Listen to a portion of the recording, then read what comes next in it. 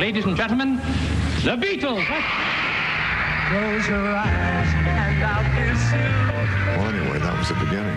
Never get tired of seeing that. It was 50 years ago this week when Ed Sullivan introduced the Beatles to America, and the colonies have not been the same since the British invasion. The San Francisco Art Exchange is a little bit of Liverpool here in the Bay Area, and it's remembering the Beatles in a very big way. And joining us from the San Francisco Art Exchange this morning is Sarah Cabrish, who is joining us to talk about the Beatles, easily the most influential band, not just in rock and roll, but in music in general. Well, the Beatles sort of influenced an entire generation. When you think about that, the ripple effect of their ending up on the scene, and it's almost like every year they were evolving into a brand new group, a brand new album, brand new look, brand new everything. Yeah, and it was more than music, it was cultural as well, the impact that they had. Yeah, I think when the Beatles came on the scene, everybody was pretty much circled around them, and as they evolved, the culture evolved, especially in this country, but certainly around the world. Definitely. Well, let's bring it back to San Francisco and the San Francisco Art Exchange. What are you doing? What are some of the events that you have going on this year, in this Beatle year? Well, we've sort of been seen as the primary, if not the primary gallery that exhibits Beatles photography, and we've done several $1 million in sales in Beatles-related imagery over the past few years. We've got friends on the inside of the group, within the group, and we're going to make this year all Beatles. Basically, the gallery is going to be transformed into a Beatles destination with photographs. We've got relationships with the Beatles Museum in Liverpool. We've got photographs coming in from various periods from 1962 and 63. Those are amazing photos. Those are great shots. Those are by Jim Marshall. Oh, okay. Those are San backstage. Francisco photographer. Yeah, Jim was backstage at Candlestick, so and this is the earliest known color photograph of the Beatles from the cavern.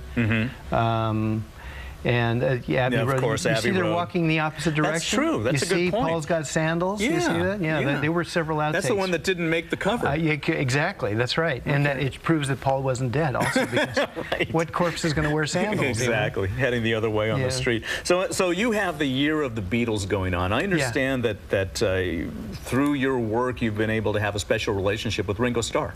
Yeah, we're the only gallery in the country that offers and sells Ringo's photographs. He went through his archive that he didn't know he had last year and found a number of images that he'd forgotten he had, and so he produced a series of 12 photographs, and we're selling them, and it raises money for his foundation. Oh, that's fantastic.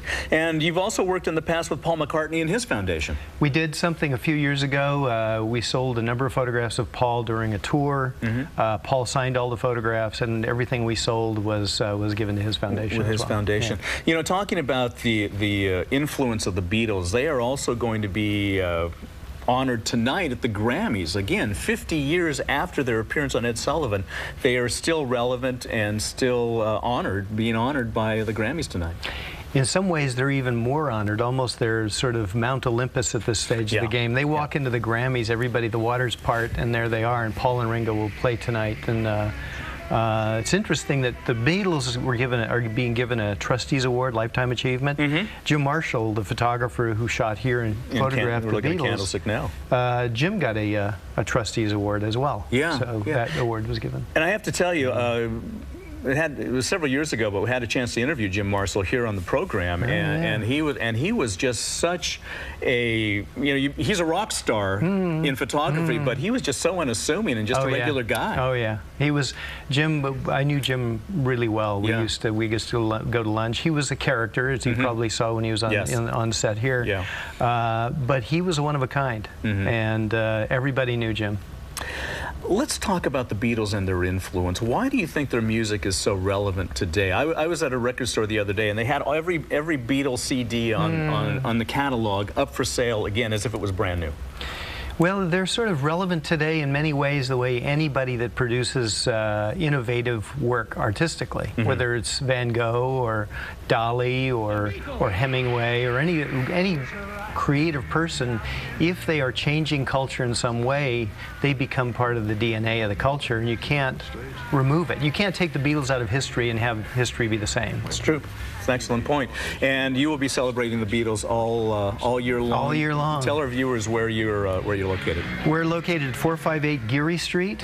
Our website Right in is Union Square. Right in Union Square, across the McCurran Theater, and the phone number there is 415-441-8840. You can go to our website at sfae.com, and there's a lot there. All right. Theron, thank you so much.